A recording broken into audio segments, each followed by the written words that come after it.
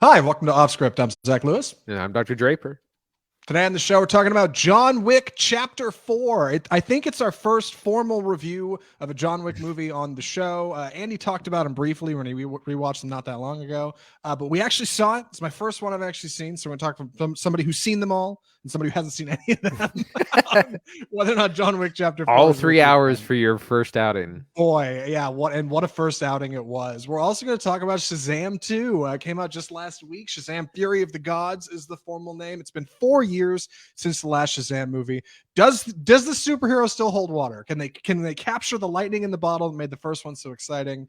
Are they out of gas? We're going to talk about some trailers that are coming out. Pixar's got a new trailer out for their new feature. A new movie from Paul Schrader came out today. And actually, believe it or not, tomorrow, Wes Anderson's new trailer is dropping for Asteroid City. But we're doing this on a Tuesday because that's when we do the show. And before we get to all that, we need to get to the news. Our first thing this week, Apple is about to spend $1 billion getting into movie theaters. What is this about? From the studio that makes Ted Lasso, apparently getting into theaters is a big deal. We talked about this last week with Amazon. Andy, why does Apple want a piece? What's happening? There's a two-pronged attack for this reason. Number one is to get more subscribers. Apple feels like if they do some theatrical releases, they'll create a bigger footprint, make more awareness, because they only have about 30 to 40 million subscribers as opposed to like 250 million that Netflix and Disney Plus have. So they feel that they can market the streaming service a little bit better by making a footprint in the theatrical space, but also they're looking to be heavy hitters in Hollywood. They want Apple to be as synonymous with like Warner Brothers and Lionsgate and Universal, all these storied studios, and so they want to put Apple on the map in Hollywood, and so they want to spend and they want to kind of combine both. Do you have a streaming strategy, theatrical strategy, combine it all? And also there's just more money to be made in theatrical like that they've been trying to figure out how to make streaming profitable. The answer is go to theaters. Apple Plus is in a weird place because it's like the $5 service, right? Like Shutter, which is also $5. And $5 is low impact, but then when you actually open the library, when you subscribe and go look, there's not a lot of content there. It's pretty lean. And they're filling it out and they're getting stuff in there. There's some good shows, Ted Lasso, Severance. I heard Pachinko is really great. But they need something, right? Like they need an angle here because all these giant companies are figuring out that making streaming content is really expensive. So you've got to start getting return. And Apple and Amazon seem to be chasing the theatrical game, which is interesting because Netflix seems to lean away from it. When we saw Glass Onion for the show, we had to go see it in like this tight 1 week window when it was only running in 600 theaters in the US. That's how we saw it theatrical. Otherwise, Netflix wants it on Netflix. They want you on their platform. Why do you think Netflix is leaning away from this while Apple and Amazon lean in, Andy? Well, they've said that they prioritize their subscribers over anything, over theatrical, and they were accused of leaving a lot of money on the table with Glass Onion because that movie was so popular. And if they would have done a proper theatrical run, they probably could have made a huge amount of money on that and then put it on their service anyway. But I think also being a leader, they don't have to worry as much about. They don't have to worry about gaining new subscribers as much as everyone else. But it's definitely it's an interesting thing that's developing because we were talking not long ago about, is this the end of theaters? Is the death of theaters imminent? And it looks like maybe not yet. I think one of the things that excites me the most about this is the people Apple works with, right? Like they've got a decent stable of directors that they want to start putting in theaters, including Martin Scorsese's new feature, Killers of the Flower Moon, which is weird. Scorsese's on a streaming service, but keen listeners of the show may remember that he did The Irishman on Netflix, which is now a Criterion Collection film, and it's good stuff if you haven't seen it. Leonardo DiCaprio's Matthew Vaughn's new spy thriller Argylle. Matthew Vaughn, director of those Kingsman movies, right? Mm-hmm. That's what he's had going on, if I remember correctly. And Ridley Scott's new feature Napoleon about the French conqueror. All big movies. All movies you probably want to see in theaters. So I don't know. I guess it's a good thing that they're doing this, but I'll be interested to see if Netflix pivots at all. I mean, they're kind of the big bad here. I would hope they, I don't know, either jump at the opportunity or decide they're going to go in a different direction. But We'll see. In the meantime, we'll be going to see Martin Scorsese's new flick in a theater if possible, because Apple's spending a bunch of money to break in. Our next story. Anything else on this, Andy? Other than Apple is like you were saying, spending a ton on big projects with big stars, and big stars seem to do better about getting people into theaters than they do getting people to subscribe to a service. Like it's much more exciting when like they're developing this F1 racing movie with Joseph Kosinski, who directed Top Gun Maverick, and Brad Pitt is in it, and that's a better sell in the theater than it is on a streaming service. It's funny because on the theatrical production side, Universal is doing this over like Warner Brothers. Universal has added Christopher Nolan, Jordan Peele, the Daniels are all on exclusive Universal deals for the next like 3 films. What's his name? The Barbarian director. Did he get picked up at Universal? Zach Kreger. I think he might be. He's got to deal with someone for sure. Yeah, like they are doing the same thing. They're grabbing big talent and they're like, hey, you're going to do stuff for us. And I think Apple is smart that way. Whether or not their theatrical strategy pans out, I don't know. We'll have to wait till we're seeing the big Apple TV Plus logo pop up on the theater screen. Our next story this week, we got to talk about Jonathan Majors. Jonathan Majors was arrested. Yeah, dude. He is. Huge bag fumble. We need like an alarm. Bag fumble alarm. Jonathan Majors was arrested for alleged assault in New York. This happened just a few evenings ago. It was a domestic violence allegation with a 30-year-old woman. TMZ has some theories on what they say was happening. They said he was in a cab. It was with his girlfriend. They got in a fight. He put his arms on her, like laid hands. Injuries were present. He was arrested, subsequently let go, and then arraigned the following day for charges of assault.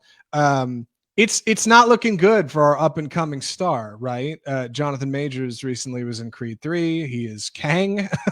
Both of those are still in theaters right now, dude. I mean, two of these, Ant-Man and Creed, were in theaters at the same time, and he's the big bad in both of them. Like that is a big deal. Andy, what the hell's happening? Well, like you said, there were domestic violence charges brought against Jonathan Majors, and we're not going to get into the details in the gossip about that because that's not what's really important. The big thing is how this affects the movies right now that he is in. He is essentially supposed to be carrying this next phase, maybe 2 phases of Marvel on his back. Kang is the big bad guy, and the next big Avengers film is Avengers: The Kang Dynasty. So they're betting all on him, and it's so what happens if more comes out about these things, these allegations. But also there's also surfaced some stories about him from directors and actors that apparently he's like a terror to work with, like being really abusive towards other people on set. And so it's all kind of spiraling at the same time. The U.S. Army pulled several commercials that started Jonathan Majors, or that he was doing promotion for. The U.S. Army thing makes me laugh so bad. I know it shouldn't, but there's something so like endearing about it that just gets twisted on its head. I mean, there's obviously a couple of problems here. Number one, somebody might have been hurt, which isn't okay. Okay. Like number 2, Andy and I have been praising this guy for like months. Majors is a talent, right? Like I think we first saw him in Spike Lee's Defy Bloods. He's great in that. Lovecraft Country was probably the first place we actually saw him on HBO. He's the lead in that. He's now Kang. He was in Loki at the end of the show on Disney Plus. Ant-Man. Creed, Michael B. Jordan says he's going to be like his Pacino to Jordan's De Niro. Like he's doing Magazine Dreams, which got a lot of attention at Sundance, which Andy and I are excited to see. Like this is not a good thing. Like this sucks, man. Like I think the kid's got talent, but if he's got a temper, it's not going to work. And I know people have said that if you are in good with casting directors, that is like currency in Hollywood. But I think it's really easy to fall out of favor, especially when people like the U.S. Army are just immediately pulling your ass on the off chance this might be legitimate. I mean, it's wild, man. And I don't know how Disney. I mean, how soon till they pivot, right? Christine was just asking me before the show. She said, how long do you think till Disney says he's out or not? I'm like, I'd give him a week or 2. I mean, Someone sent me the screenshot of like bookies in Vegas are already betting on the replacement, and it's people That's like crazy. John Boyega, Lakeith Stanfield, like people like that are you know, who knows.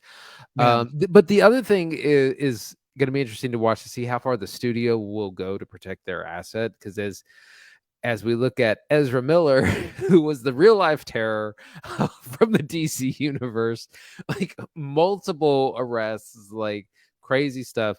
Warner Brothers stepped in and got him help, which is a good thing. Like he went to started going to like therapy or rehab, something. But he's been good for, because he was kind of out of it for like 6 months. There was like every other week there was a headline of Ezra Miller being in trouble with the law. So we'll see what magic Disney Marvel does to address this, and we'll see if Jonathan Majors sticks around and becomes the star that we hope he will. real split on the Ezra Miller thing. I mean, I split in the way that like I don't think Warner Brothers should probably be working with him. I know people say, "Oh, he shot the whole movie." Nah, man, they had him back for reshoots. We talked about it on the show. Like they have gone out of their way to like paint him and do a little PR and just be like, "Hey, we just need to get this movie out. Everybody be cool." Odds are he will not be working with them after that, but things are unclear. As for Jonathan Majors, it's also unclear. It's worth mentioning his representation says he's done absolutely nothing wrong, and they're looking forward to this charges being dropped imminently. Um, I don't know. We'll report on it more as we find it. But for now, you may be seeing a lot less of Jonathan Majors, rising star that burned out clearly way too fast and probably too hot. With that, we need to move into our next story before we wrap up and move into movies.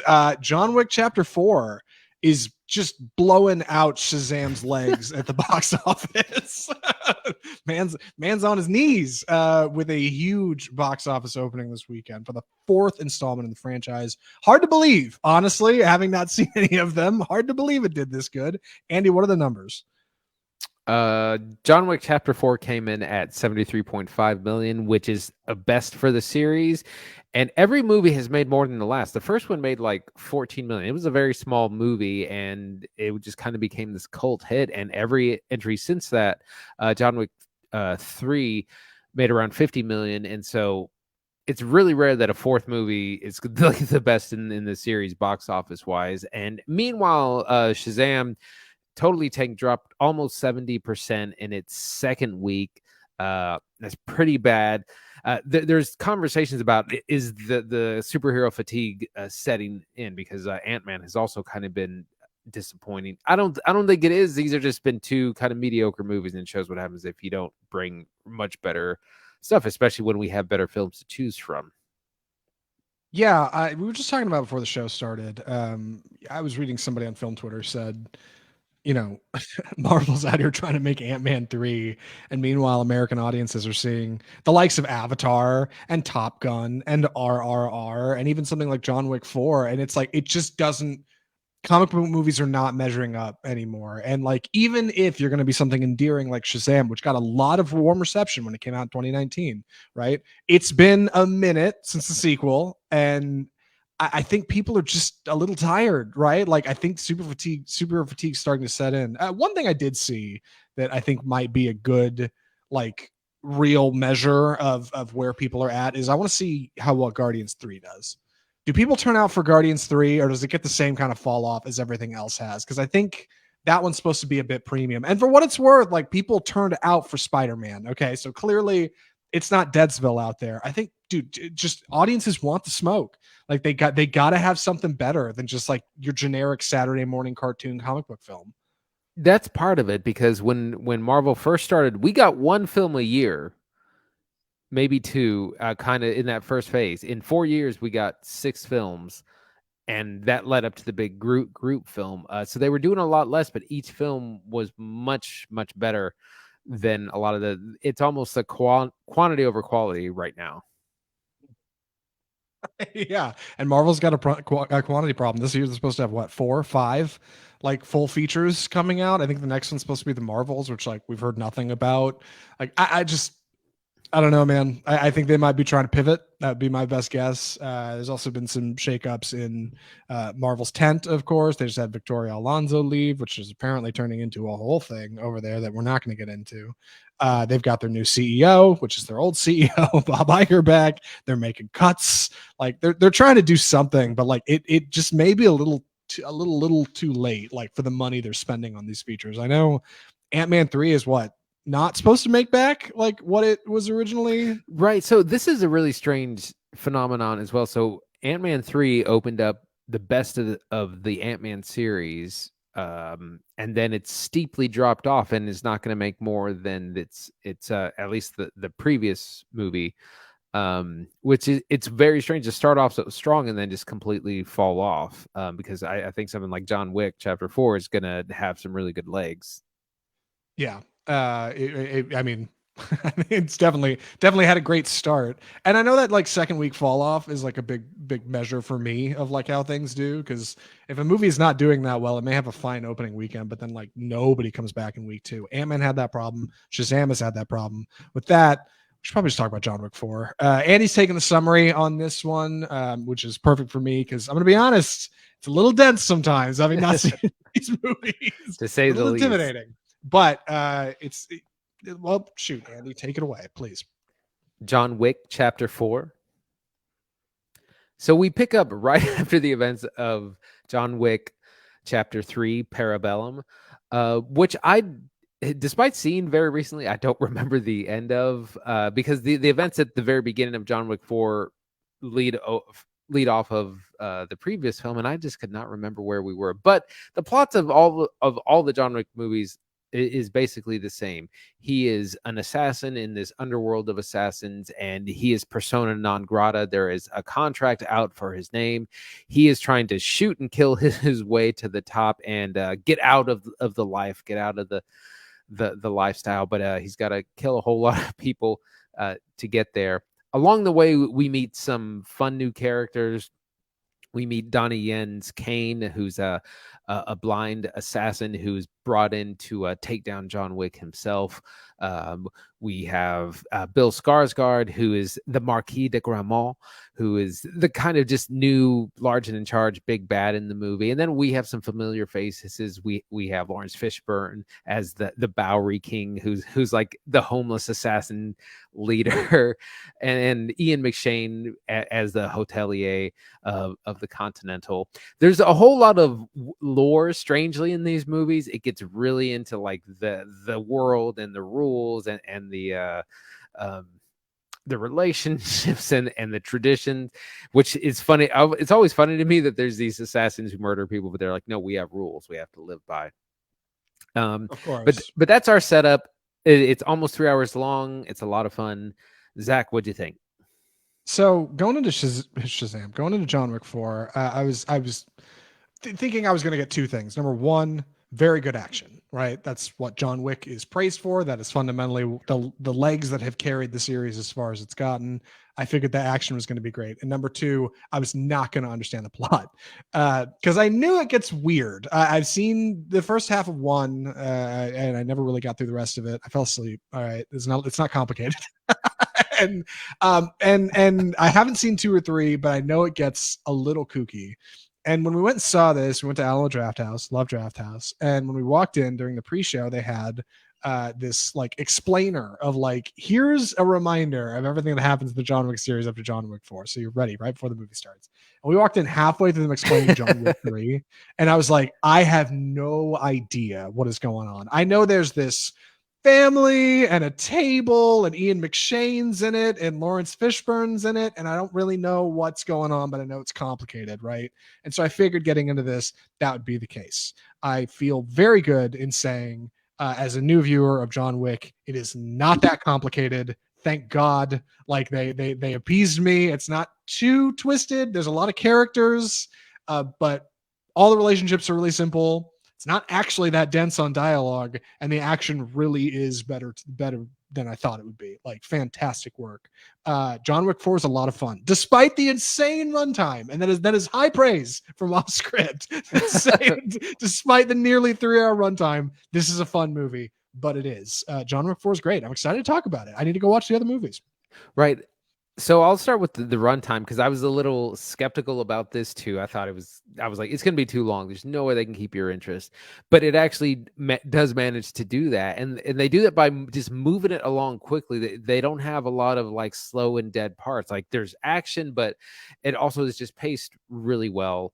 I started to feel the time a little bit like halfway through the third hour, but up until then, it just moves along really quickly, and we find John Wick going to Japan and to the Japanese Continental Assassin Hotel, where we meet Hiroyoko Sanada's character, who he's good friends with. And that's the other thing. John Wick has friends in the industry, and John Wick knows everybody. Yeah, but and there's this thing about debts, and you'll see a lot more of that in the second and third ones. Is about like, no, I did this thing, and here's this item, this token that signifies our blood pact that you have to help me in this time. So it just moves that when we get exciting set pieces in Japan, in Berlin, in the whole last third, I think is in Paris, and so it just moves along and has a really good pace despite the runtime. I think a lot of the plot in this film, is lifted by just how fun the action sequences are. Because not only are there many, they're long. Like they're long sequences. I saw somebody clock one of the fights in this movie, one of the ones towards the end, at over like 35 minutes from like first bullet fired to the last one, which is insane. And like being able to keep that pace effectively and not just constantly stepping on the gas is done with good choreography, fantastic stunt work, and decent like little breaks in there, right? Like when John's got to reload or he's got to change weapons or somehow adapt to his situation, and like it makes for exciting action that's laid on top of a plot that is a little dense. Like as a newcomer, there was definitely some relationships I didn't really get. I didn't really understand who these people were. I knew John Wick was in trouble and somebody's trying to get him. That's pretty much what I needed to know going in. And what's funny is a lot of that goofier stuff, a lot of the like, you owe me a blood debt, the family at the table, the marquee, whatever, like a lot of that does read on the page like pretty goofy. But like I don't know, like a photo that like you turn the saturation all the way up, like you can't help but like what you're seeing because it looks so good. Like fantastic set pieces, great production, like great what am I trying to do? Great sound stages they're shooting on of production design. Like this movie was expensive and like every dollar is on screen. Like even when he like John is just like in a room chatting with Donnie Yen, like if you're watching the Facebook Live, you can see it. Like they're in a cathedral with a million candles. Like just for the simplest thing. So even like a conversation that isn't like particularly exciting, like is just visually gorgeous to chew on. Like, and that I think is such a great barrier for somebody who's new and doesn't really know like what exactly they're getting into, because you don't have to worry so much about who owes who what. Like it's not that complicated. Like like the bullet time in Tenet. Yeah, don't overthink it. Like just watch it and enjoy what's on display here. So what I wanted to say about this first act is that there's a lot of like kung fu movie tropes that are thrown in that like that's what the first third almost the first half feels like when they're in Japan, because there's like, oh, you know, the I get the blind swordsman, which is basically Kane's character, Donnie Yen, and then just the way characters talk to each other. There's like the old friends turned enemies. There's the you killed my master, I have to get revenge. There's all, it's heavily influenced blackmail. Oh yeah. But by old kung fu movie genres and tropes and modernized and put into this world, and it just works so well. It works so much better than I had thought. Like I turned to Zach during this first act right before the first big action set piece, and I was like, oh my god, it's about to start. It's about like the build up is so good in that first act, and it just also just looks so cool. Like the John Wick universe has done a good job of making everything look like the coolest thing you ever saw. Yeah, this obviously is due to, I think, the fantastic direction of Chad Stahelski, who's at the helm once again. He's directed all of these features. Before that, he had directed nothing. He's a stuntman. That is primarily where he comes from, stunts. So when he makes a movie, he's like, it's gonna be stunt heavy, and it is. In fact, one of the things that surprised me about John Wick 4 is how little Keanu Reeves' character actually speaks. I think he has the least speaking lines out of any of these movies. That's what I'd read somewhere. Um, Maybe not by time, I should say. John Wick 1 probably has less lines just because it's a shorter feature, but he doesn't talk a lot. And it kind of works perfect. I was reminded very much of like early Terminator. Like Arnold Schwarzenegger could not do big drama, right? Like when he wanted to get into acting, but he was a big, burly man who looked bad, right? Like you did not want to mess with this guy. And he did good action. So for Terminator 1, they were like, hey, man, don't. You don't have to talk a lot. You're gonna have very few lines. In fact, if you're kind of low and rumble, like that'll be fine, and it'll have better effect when you do speak. You're just gonna focus on action. And Keanu Reeves is kind of in the same boat. He doesn't need to talk a lot. This is the fourth feature, and it made more money than any of the prior ones, by the way. Like clearly, people are not showing up for his epic line delivery. In fact, some of those don't even work that good. What works well is how awesome he is in all of his action scenes. I mean, not only is he getting beat up on camera, and I read somewhere he said he did like 90% of his stunts. Don't know how approximate that is, but like a lot of these stunts aren't only big, effective set pieces, they're long takes, like multiple minutes on screen, moving through rooms, clearing areas, like really cool ideas. Getting hit by cars. God, he gets hit by cars a lot in this movie, which apparently happens in a couple of the other movies. Yeah. John Wick is like, dude, he gets beat to a pulp. Yeah, I was listening to an interview with him, and Chad Stahelski was also part of the interview. Apparently, he's so good at the stunt work. He's like almost as good as the stuntman. Like a lot of the driving, he just does. He can do himself. Like he can do like the 180, the reverse 180s in the car. He can drift it, and like so. They're like, well, we could use a stuntman, and maybe they do because of insurance, but like he can do it at just as well, and just because he's been doing it for so long, he's been an action star for so long, but especially these movies where it's a kind of specific type of gun fu that they call. I do think one thing worth mentioning is like just how deep the bench is for the cast list. There's a lot of characters, which at first was confusing just because I was like, who exactly are we? Who exactly are we working with here? And on top of, yeah, like Keanu Reeves, right, the titular. I know Andy already mentioned a bunch of them, but worth mentioning again: Donnie Yen, Lawrence Fishburne, late Lance Reddick. I had it up on IMDb, but then I lost it. Clancy Brown, Ian McShane, Bill Skarsgård, really fantastic group of people. Hiroki Sanada, Shamir Anderson, an exciting new role.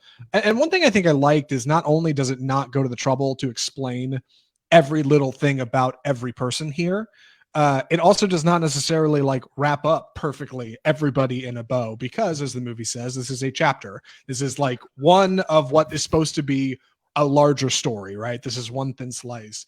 And honestly, like a lot of good old action movies, like they don't have to explain who everybody is, right? I don't need to know the backstory behind every guy on the helicopter in Predator. I just need to know what they're going to do and that they're all big bad dudes and that things are going to happen. Like, and John Wick 4 managed to thread that needle really well. Like it manages to give us people who are exciting, very charismatic. They do rad things, and then they kind of duck out. And all right, cool. Like we're on to our next thing. It makes a 3-hour feature feel like more of a ride because you don't know what's coming around each corner. And like surprisingly, that doesn't end up feeling rote. That doesn't end up feeling stale. It ends up feeling like a lot of fun. Yeah, that's one of the real impressive things about this movie is it is a big cast, but every time you see a new person, you're going to recognize them every time they come back on screen. Like Kane is blind. He wears these sunglasses. He actually had CGI sunglasses in the first scene, which I thought was hilarious. Like I didn't place that. That's to great. avoid glare, they definitely had some CGI on his lenses. But you know, he's the blind swordsman, and he fights. He's in charge of things, but he also fights, and he's like he's like Daredevil basically. Clancy Brown, who is the Harbinger. Clancy Brown's a big guy. He's like 6'6", and again, you know him every time.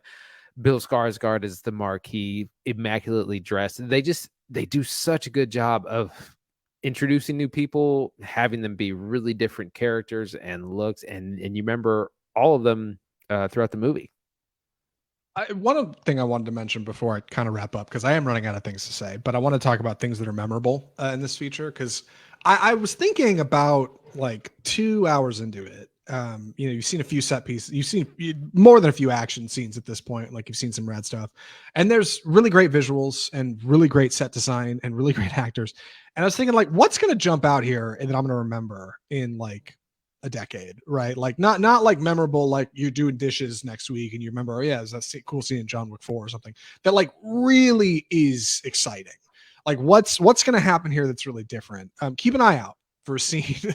It's an action set piece in the third act that is really stunning work. Like, man, if they could do more creative things like that, I'd be really excited. And I don't know if the other John Wick movies have that, but one thing I do know John Wick 3 had was a lot of mysticism, which I'm hearing. I don't know. Andy, did people go for that then? Because that's not really present here, and I think it's better for it. So the second movie, I think, hits the sweet spot if it gets into the lore a lot more, but it's not ridiculous. The third one kind of goes off the deep end, yeah, and he like goes on this, drug-fueled trip out to the desert to some guy who sits above the table, and he makes a deal with him to, so he doesn't die and then gets back into it. It gets really kind of weird in that third movie, and they dialed it back here to be more about like relationships and debts and that kind of thing. Yeah, I think it might be. I think it's a really good mix. I'd be anxious to go watch John Wick 2. I'm sure 3 is fine, but like I said, I saw the last half of that little explainer, like here's everything that happens in the John Wick movies, and 3 looks real intimidating on the surface. Like, oh god, it looks like there's a lot going on there, but I don't know, it's probably not that bad. All in all, I had a lot of fun with this movie. I think I'm ready for recommendations. Andy, any other thoughts? Well, the last thing that we have to talk about is, of course, the action. That's why it's the big sell. That's the main reason people go. Absolutely. I was a little worried because I was like, well, I've seen 3 of these movies. Is it going to get old? Am I going to get tired of watching John Wick beat people up? And it really doesn't, because they find new and exciting ways to kind of present these things. They have these really cool sets. Like I said, the first third is like a kung fu movie, and there's no guns. It's all like bladed weapons, arrows, like that kind of things. You got really cool bad guys to fight. It's almost too cool. I was saying this, I was like, I think that opening, it's like a 20-minute action sequence. I think that's actually kind of the coolest part in the movie, in the first act. But sorry, there's just so many different set pieces, and they're all so good. There's fights in Paris. There's a fight in a club in Berlin, and they just keep it interesting. There's cars, there's guns, there's fisticuffs, there's, like I said, bow and arrow, bladed weapons, everything else, and it's just it keeps you excited the whole time. Yeah, it's really something else. Like I think the action and really the production design like is jumped out at me in this movie. Some of those fight scenes are like in the most bananas of places. Yeah, this like art gallery hotel in Japan with this like insane lighting that flows out the whole place. That Berlin dance like nightclub is so great. It's like it's like in this room that's like covered in waterfalls and like people are dancing despite like insane amount of gunfire, like just bananas, like just wild stuff. And yeah, anytime I thought this is too goofy, I didn't care because like I would see something that was subsequently awesome and it wouldn't matter. I mean, it's like if you turn something mediocre all the way up to 11, you stop caring that it's mediocre because it isn't anymore. Suddenly it's turned up to 11 and it's really fantastic. And like that and tremendous action makes John Wick 4 a really fun time. Like I really enjoyed it. Any other thoughts? No, I'm ready. Andy, would you recommend John Wick Chapter 4? Absolutely. Highly recommend. Especially if you're a fan of the series, you're going to love it. The runtime isn't too long despite being almost 3 hours. It's exciting. It's fun. It's got a lot of dark humor. We got a lot of fun new characters. It keeps you engaged the whole time. And if you've never seen a John Wick movie before, you can just jump right in. Like that's the really great and kind of unique thing about it. Yeah, I'm in the same boat. Like, having not seen any of these movies, I can say confidently it is intimidating because it feels like there's a lot of lore and that runtime is scary. Don't worry about it. It's not going to bother you at all. It's a ton of fun, and I think if you're a John Wick fan, you're going to be really pleased with it. Whether you go for the mysticism or not, like I think this movie does something really cool. I can't wait for what's next. I know they got God. They're talking about a universe now, right? Like Anna de Armas is doing a thing, and I heard something about a limited series they want to make. Like this is quickly getting eaten by the Hollywood machine and becoming like a multifaceted universe. I'm gonna have to go back and watch 2 and 3, and I guess one. I didn't need to go back and watch one, but I feel like God, one has got to be so far removed from the movie I just saw, right? Like, Yeah, well, there's no way I mean, it was a they tiny probably don't. Even, film. It was a tiny yeah, film. Like the action isn't as good. The effects aren't as good. It's a little bit of a chore to get through. And I mean, that movie's almost 10 years old now, so it's a little dated in its look. But the second one is really good. The third one is really good production wise. It just gets kind of weird. But other than that, it's phenomenal. We're going to be getting a lot more of the John Wick universe for years to come. yeah. Like one, I think is such a simple idea that you could spoof it, right? With somebody like Nobody starring Bob Odenkirk, which was a fine movie, by the way. But like nobody can spoof this. Like John Wick 4 is doing something really tremendous, and it's good stuff. I can't wait to see more. And speaking of things we want to see, we got to talk about trailers. So some upcoming stuff. Andy, you mind introing this for me? It's time for the trailer part. So we have several trailers to discuss. We got three on our menu. We're going to start with Elemental, which is the new Disney Pixar film. We're introduced to this world where there are elementals: earth, fire, wind, water, heart, captain, planet. Not quite, but but we get those four main elements, and they live separately. This is what we learn: water lives with water, fire lives with fire, earth and air. They don't interact because they're dangerous. They can hurt each other, and so they spread apart. Eventually, we see a water character accidentally interacts with a fire character, and they develop a friendship, and they get close. But of course, it's like people from different worlds, and they can't be together because of their differences, but they ultimately probably will. That's kind of our setup for that movie. The animation looks really cool. The character design is really awesome. I'm really excited for it. It does remind me a little bit of Inside Out, though. Oh my God, does it remind you of Inside Out? It reminds me of a totally different Disney movie. But Inside Out's a good one. Yeah, I think the biggest issue I have with Elemental is it looks a lot like a movie we've already seen before. Andy would say Inside Out, I'd say Zootopia. Yeah. The idea of a bunch of different creatures that are all humanoid, all living amongst each other in a high-tech city that don't really get along, but do their best to like make do and survive on systems that have been built around like the eccentricities, is that a word, of all the different animals, right? Like in Zootopia it's animals, here it's elements. You may remember the teaser. It's been out for a little while. Our lead fire character gets on a subway train, walks down it, and walks past a bunch of kooky characters set to a bouncy song from British pop artist Picard. This looks okay. It looks all right, and I don't think it's going to do poorly, but I do think there's a good chance Disney just puts this on Disney Plus again, which like I think will just relegate Pixar to like your Disney Plus dust, baby. Like you're not doing anything in theaters. Death by Disney Plus. It's crazy, right? Like, but Disney is so pushing their Disney animated features. That is the new direction, and I think they just lifted a lot of the talent from Pixar to make that happen. And now Pixar's new features are like, well, just stick it in Disney Plus. It's fine, right? Like Turning Red, just throw it on there. Some people have said that Disney has inadvertently trained audiences to stay home for animation. It's a hot theory. That sounds like a death of cinema topic. We should talk about that more actually, because I go for a lot of this. Possibly anyway. because they put 3 of their last 4 projects on Disney Plus that were supposed to be big theatrical releases, like Turning Red, like what's the jazz one? I can't even remember it now. Soul. Thank you. Luca. Yeah. Those were each supposed to be theatrical releases, and they weren't, and so audiences just kind of learned to stay home, and now they're having a hard time getting people out. But I think Elemental is supposed to be a big summer release, so hopefully we'll get people back in theaters. I definitely had that problem with Shazam, actually. Christine wanted to go see it with me, and she had something going on, and I was like, well, I'm just gonna go see it.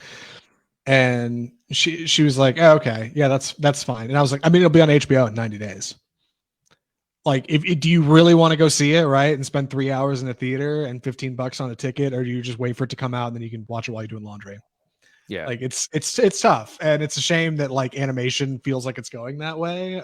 Because if anybody should be on top of it, it's Disney. They're kind of the animation owners right now, outside of what DreamWorks and any studio they can't eat. Right, but then you keep seeing like anime films do huge business. Like there was a Demon Slayer movie that came out recently. There was this weekend a big movie called Suzume came out in China and has done huge business over there. And in I actually want to talk to you about watching that for the show, but that comes out in a while here. We got time. I kind of do. It's in April actually, I think. Yeah. So.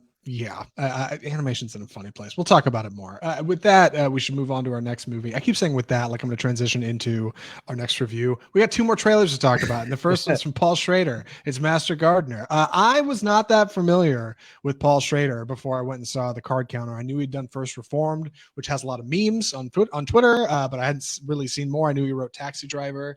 But Card Counter is something unique, and it looks like Master Gardener is in that same step. Joel Edgerton plays a meticulous gardener. It looks like Ray Fiennes in The Menu, right? Like, just really particular. This is what he does. This is his life. And when asked by a client to take her young granddaughter under his wing and apprentice her as a gardener, some realities about his past begin to come to the surface. I don't know what exactly is going on in Master Gardener, but it looks like tone, baby. That's exciting. Go ahead. What I love about Paul Schrader is that his movies are never about what they're about. Like The Card Counter is not about playing cards. First Reformed is not about church. This is not about gardening. He uses these different characters and occupations to talk about bigger things. The Card Counter is about the war on terror and horrific atrocities at Abu Ghraib prison. Like, I had no idea that that's where that movie was going to go. First Reformed is about environmentalism and kind of an impending doom that humanity faces. So I can only expect that the Master Gardener will be about much bigger things. It looks cool because we have someone who is essentially possibly a former assassin or military whose past might come back to haunt them, but we see a scene of him that we've seen in the last 2 movies of the male protagonist journaling next to a lamp, and I was like, I know it's going to be good if it has that scene in it. Yeah, he's definitely big on the male protagonist journaling in a room quietly at a desk, like every other male protagonist in the world does. I don't know. Yeah, we'll keep an eye on Master Gardener. We'll absolutely watch it for the show. If you want to hear more about that, just hit that subscribe button and come back. Come back later when we talk about it. One more movie, Andy. You want to take it or should I? I got it. We saw a second full-length trailer for Renfield, which is the Nicholas. But they're both named Nicholas Cage led Dracula feature.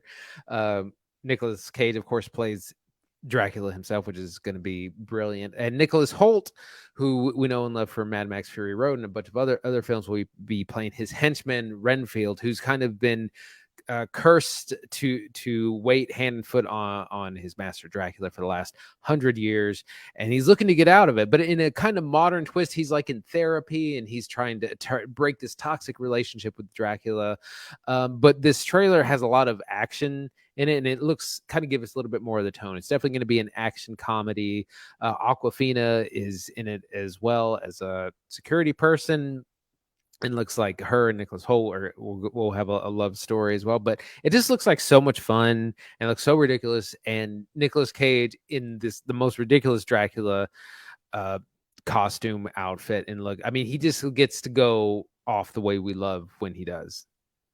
Yeah, when we had originally talked about this movie, I was excited about it because we just read about it somewhere and we were like, hold on, Nicholas Hoult and Nicolas Cage are doing a vampire movie? That sounds fantastic.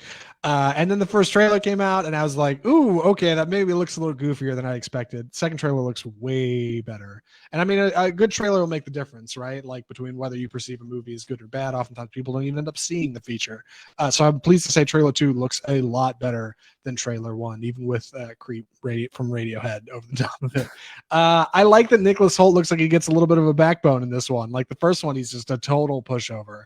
Like it's like a miserable protagonist to watch, and it actually looks like he's got some legs. Cage gets a lot more opportunity to be like camp Cage, and camp he is. There's a bit of him like possessing and exploding a priest in this trailer with like the goofiest body explosion I've seen, and like it's an R-rated feature, and like I think that is where it's going to find its audience. Like if it's trying to like advertise like a PG-13 crowd, I just don't think you're going to get them. Like I Yeah, think you need to lean in, yeah. like Cage is leaning in, and go for it. I would have been so disappointed if this was going to be a PG-13 feature. Not that like blood and gore and violence is what you need for a great film, but if you're going to go for this kind of camp, you're going to have to make up for it with the gore. Otherwise, you end up in Megan territory, which was fine, but that movie would have been a lot better as a hard R, I think. Right. Megan knew exactly what it was. And like that's what people want, I think, is like just authentic experiences. If you're gonna go for it, right? If you're gonna be Megan, be Megan. If you're gonna be Avatar, be Avatar. If you're gonna be an R-rated camp comedy, like be an R-rated camp comedy. Don't phone it in. And like I think that's what's gonna work here. If it works. Well, we'll have to see. It's a weird one. I don't know how it's gonna do at the box office.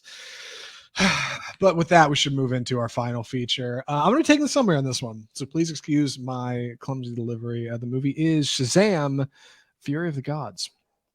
So Shazam 2 follows the events of Shazam 1 that we saw in 2019. Billy Batson still turns into adult superhero Shazam, but now his whole foster family does it with him, save for the parents, of course, who are completely oblivious that all of the kids they watch all turn into superheroes and fly around and save Philadelphia. Philadelphia is, of course, worth mentioning here because it's very much the setting of Shazam 2, much more than New York City in Scream 6. I'm happy to say, like, it actually feels like they actually shot out there and did things.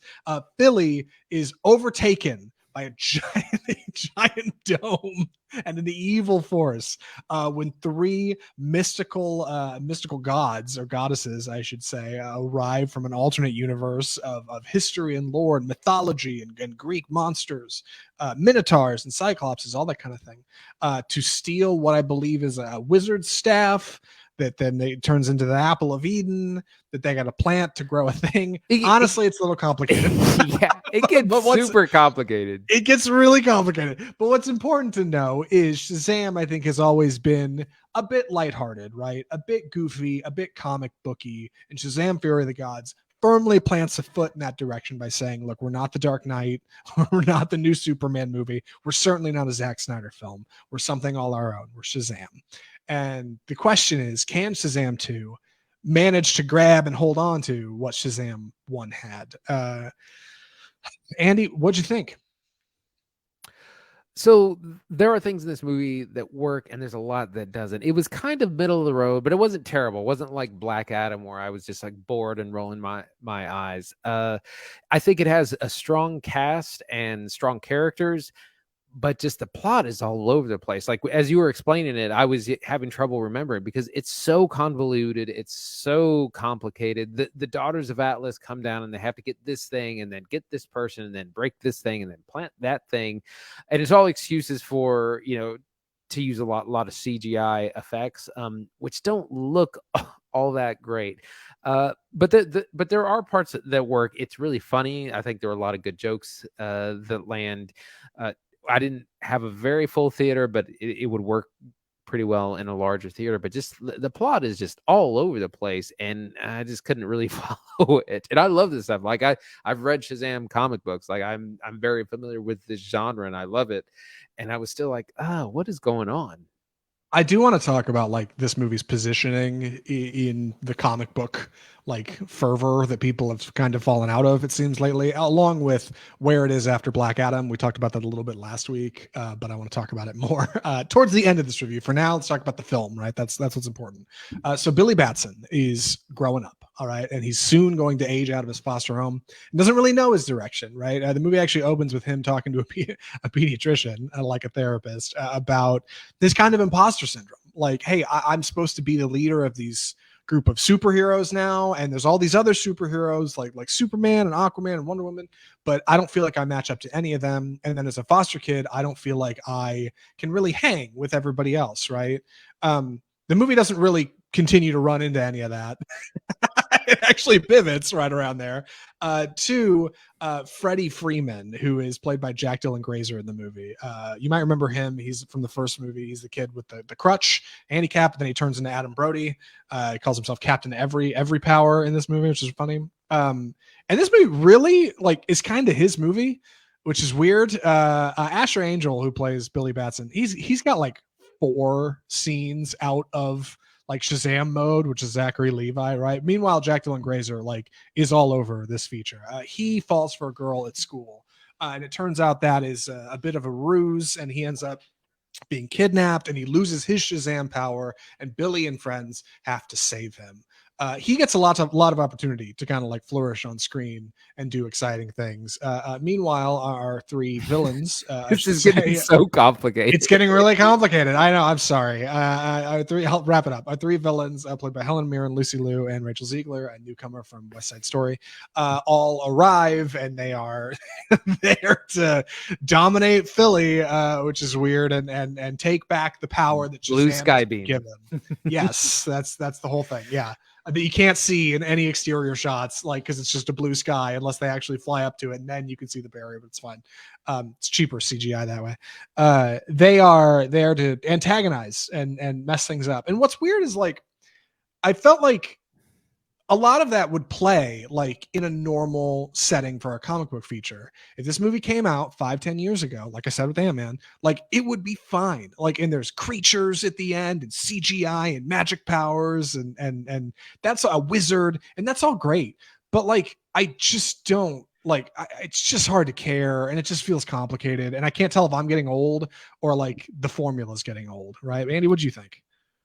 I don't think it's easy. I think this is just the plot is so all over the place, and it's like it was written with the intent of like you just using a lot of CGI because our characters are fun. Like everyone you were naming, Asher Angel, Jack Dylan Grazer, Adam Brody, the rest of the like the family dynamic in Shazam is really fun. But the plot's just not going anywhere. Helen Mirren is very good, though. I did want to say that she's like treating this like it's Shakespeare, which she's a saint for doing. Like she really hams up all her lines. Great delivery. Meanwhile, Lucy Liu is phoning it in. Like she's so bland and so checked out. It's funny because I remembered her voice from one of the Star Wars Visions thing, and I was like, "Oh, that's where that bland voice came from." Rachel Zegler is fine as Anthea. She's kind of underutilized. I think there's almost too many people or too many villains, especially in this movie. Of course, the great Jaimin Hansu as the wizard Shazam is also in again. So we have really fun characters. We just don't know how to kind of put them together in a meaningful way. The movie tries to introduce some plot devices or some overarching themes of like imposter syndrome or like Billy's afraid he's going to lose his family when he ages out of the foster program. But like these things are introduced and then put on ice for the whole movie until the very end. It's really bizarre. Yeah, like the first film had this whole like plot device, Billy Batson like literally going around to houses like with a list of names like the Terminator and knocking on the doors and seeing if it was his mom, like who had left him when he was a kid because he was trying to find her because he was trying to find like acceptance. And like that actually was surprisingly well put together. But this ends up just coming off a bit more as like, you know, a teen love story, like Jack Dylan Grazer just falls head over heels for this girl, and it's really hokey, and like those bits feel particularly cheesy. They're alleviated a bit by I think some of like the superhero stuff. Zachary Levi, who plays Shazam, has a lot of opportunity to walk around in this big goofy suit with all the other like supers like in the family who are all there in their goofy suits, and they're hanging out in the Rock of Eternity, which is like their headquarters, right? There's the first time you see it, this big neon signs layer like So the great. teens had put up, and it looks like the Teenage Mutant Ninja Turtles like sewer hangout. And in there's like a mystical door that opens up to millions of other doors, and there's like a giant library with a pen that writes whatever you want, and like that I think gives like a lot of substance to like have some funny moments and like have actually a couple like clever fights. Like there's one scene where a monster bursts through one thing. It's like that all I think kind of works. But like the drama outside of that's real dry, and it's not, it doesn't help because the plot is like phenomenally complicated, like much more than it needs to be for what's actually happening. Like I said, I at one point I realized the villains and the heroes were like both chasing after an item. I didn't actually know what the thing did. Like I don't know, I've lost the plot, and I've seen a lot of movies, right? Like I feel like I should be able to keep up okay. It's just a little too complex. Yeah, there's just way too much going on. Like I said, there's too many characters. I think overall, in the first one, the family was a little bit more in the background, but now they're all kind of superheroes, and so it's just a lot of people to keep up with and have on screen. That also leads to just a lot of not great looking CGI. There are a bunch of CGI monsters that eventually pop up. There's like this big tree that's like spreading throughout the city, and it's just like kind of overkill. There's this wooden dragon. None of it looks super good, and it's just excuse for the to have our superheroes do something. It's just kind of bad. Also, the product placement in this movie is like shameless, absolutely shameless. Yeah, it's rough. Zach, take it away. No, you're absolutely right. Like the product placement feels like a cheap TV show, which is funny because that's where Zachary Levi gets all his experience, right? Like playing Chuck on the NBC sitcom Chuck. He did that for years. And he definitely falls into that role really well as like the hapless everyman who now has this like greatness thrust upon him and has to try to like figure out how to make it work. And he's funny and he's like humble, but like he just comes off as a little dumber than I think he was in the first movie. He's so It's dumb. the it's the Ash from Evil Dead problem, right? And every subsequent Evil Dead movie, Ash gets dumber up to like Army of Darkness when he's like one of the Three Stooges. Whereas the first one, he's like a reasonable college kid who's like got a head on his shoulders. The second one, a little goofy but tough. Like, and this one he's kind of in that space. Like he's tough, but like he's not that funny. Like a lot of his lines don't really land. Like, whereas in the first one, I felt like, okay, like he's he's a kid and he's growing up, but like they don't thread that needle as good here. Like he feels a little too disconnected from like his Billy Batson counterpart, who again is barely on screen. Like, God, I feel bad for Asher Angel. Like he must have gone to set so many days seeing Jack Dylan Grazer on like the call sheet. Yeah. just never on there, man. It's crazy.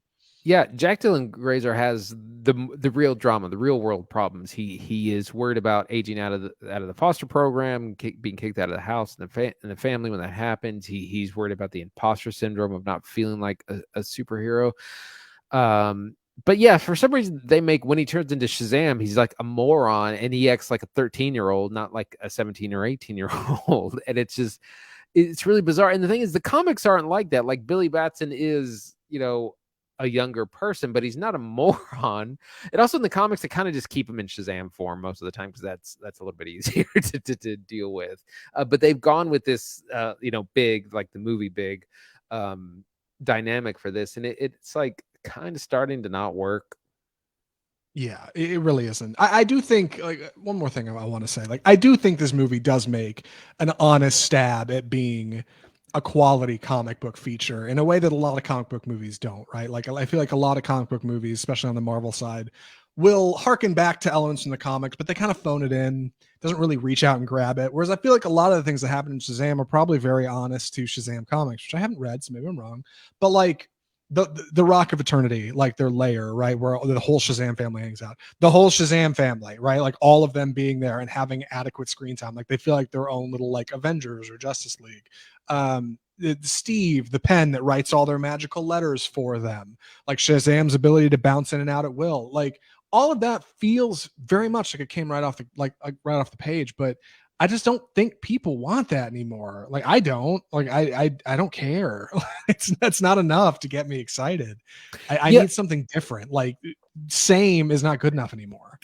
Shazam was a character that he needed his own solo movie that we got to introduce the character, but then he should kind of be a side character from here on out. That's how he is in the comics. He's largely part of the larger group efforts, but and I think more recently he's probably had some solo runs, but he works better as a supporting superhero. Yeah, and if you get Shazam as like a supporting hero in a movie, like you probably get away with not even hiring Asher Angel. You'll just use the Zachary Levi version, right? Like that'll be the whole thing, which is again criminal because he's fine in the first movie, but like they just went a different direction. I think that Overall, I yeah. think that's what'll happen from here on out if they use this character again. They're just going to leave him in Shazam form. One more thing I want to talk about for recommendations, though I feel like if you're listening, you probably have an idea of where we're headed with this.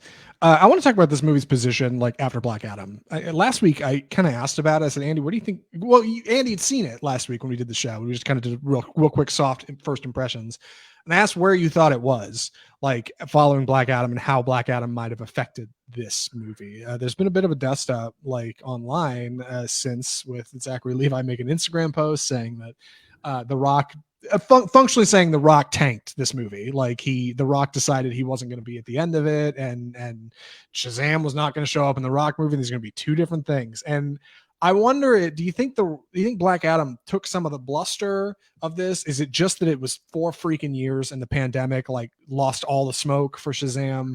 Like what's happening? Why do you think people are just not, I think or is it the format? Is it people just don't care about this comic book thing anymore? I think it took too long to come out. 4 years after the original, it needed to come out 2 or 3 years. I think it's kind of all of the above. The Rock complicating things. Black Adam is the nemesis of Shazam. He's the one who should be in this movie. He was supposed to be in the first movie, and then The Rock got involved and didn't want to play with the smaller name people and superheroes. So I think that's definitely hurt things. Luckily, The Rock has kind of, because Black Adam did so poorly, I don't think anyone really wants to work with him or think he's, just let him call the shots. I don't think people are tired of superhero movies. They're tired of mediocre ones, that's for sure. And other movies are doing better things. They're like, things like Top Gun or Avatar or John Wick or Scream. You got other movies trying to raise the quality of what they do to kind of compete with it. One thing's for sure, like I think it is nothing short of hilarious how bad like the Black Adam bag fumble has turned out for Dwayne Johnson.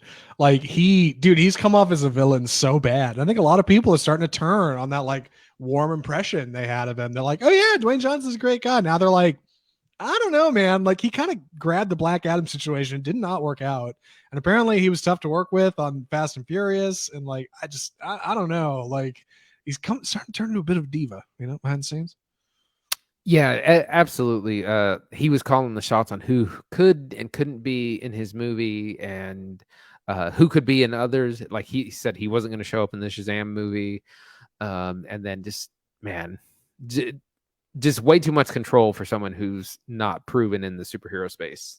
It's what got Edward Norton thrown out for a while. He was real finicky about being in the editing room on all of his movies, and after he did Hulk, Marvel was like, "We're not doing this," and pushed him back a ways. But regardless, we got to talk about whether or not Shazam's worth seeing. Andy, would you recommend Shazam: Fury of the Gods?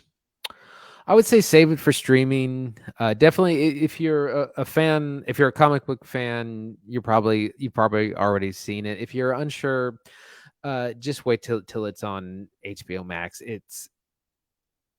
There's no reason to run out and see it. It does have good characters and a good cast. They're just kind of wasted on a plot that's confusing and doesn't really go nowhere. Yeah, same boat. Wait for streaming, like if you want to see it. Honestly, I don't think there's anything here that's like really stellar. You need to turn it on and watch it anyway. But when it comes out, I mean, if you like the first Shazam, and a lot of people did, very warm reception on the first Shazam. Like throw in a little laundry and put this on. You'll be fine. You fold clothes while you watch Shazam: Fury of the Gods. If anything, seeing it on a small screen might help the CGI. Yeah, yeah. Sometimes things look better on TV on the small screen than they do on the big screen, and vice versa. Yeah, watch Shazam: Fury of the Gods best watched on your phone for sure. Yeah, in portrait mode. With that, we should wrap the show. Andy, what are we watching next week? Portrait mode. Dungeons and Dragons: Honor Among Thieves. That's the big new release. Comes out this Friday, March 31st. Theaters only, starring Chris Pine and a cast of others. And we're also going to be taking a look at the Oscar-winning documentary Navalny about the poisoning of the Russian spy Navalny and everything involved with that. I've heard this is an excellent documentary. It's only 100 minutes long. It's on HBO Max. So we're going to check that out and see how it is next week. I feel like I can already hear the comments. I can already see them. People are going to be like, Navalny, why don't you go watch something exciting, right? An HBO documentary, first off, all right, one best doc. And secondly, y'all don't know how hard Andy and I have been grinding, all right? We've been seeing 2 movies in theaters for weeks, and it's summer, right? We're about to roll into like the big stuff. So this is a nice break, all right, for the 2 of us to watch something that's already award-winning. And if you want to hear what we think of Navalny or what we think of D&D Honor Among Thieves, you're going to have to come back next week. Easiest way to do that is just subscribe to Off Script to get it straight on your phone every single week, right? On your favorite podcast outlet, Apple, Spotify, Google Play, iTunes, iHeartMedia. I think you can ask your Amazon devices to play us and it should work. Supposedly we're going to have to test that actually. It's fine. You can also find us on Facebook where we live stream the show every Tuesday right around 5 p.m. Central. We're on YouTube where we upload our live streams and individual clips. If you want to get bite-sized Off Script delivered straight to you, we're on Instagram, we're on Twitter, we're on all the usual podcast outlets. You can follow us there. You're on the internet at all of those places along with, speaking of bag fumble, mail at offscriptfilmreview.com is where you email us or correspondence, and offscriptfilmreview.com is our website. Andy, I gotta get out of here. I'm falling apart. I'm coming apart at the seams. From all of us at Off Script, the home of Bold Cinema, I'm Zach Lewis. And I'm Dr. Draper. Thanks for watching.